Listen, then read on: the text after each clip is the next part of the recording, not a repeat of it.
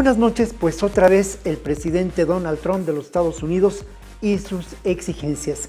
La exigencia de ahora es que el gobierno mexicano, dicho claramente, mantenga la guerra contra el narcotráfico. Exige que se detengan más narcotraficantes, que se erradiquen cultivos y también exige que se ataque lo que podemos considerar el lavado de dinero. Exigencias pertinentes de alguna manera, pero que nos hacen ver lo que puede ser y los efectos que han tenido esta guerra del narco a lo largo de los años.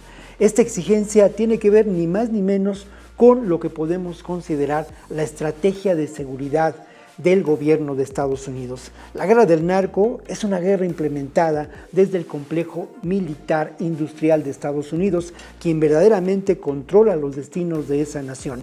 En este contexto, México ocupa un papel fundamental y estratégico en el control de lo que podemos considerar el continente americano y la geopolítica internacional. Habría que preguntarse si no hay otras formas distintas a la guerra del narco para llevar adelante el tema relacionado con las drogas. Hay alternativas y considerar este problema no solamente desde la perspectiva de lo punitivo, sino entender que la realidad de las drogas es una realidad social, política y cultural. Nos encontramos la próxima ocasión aquí en 21 Noticias.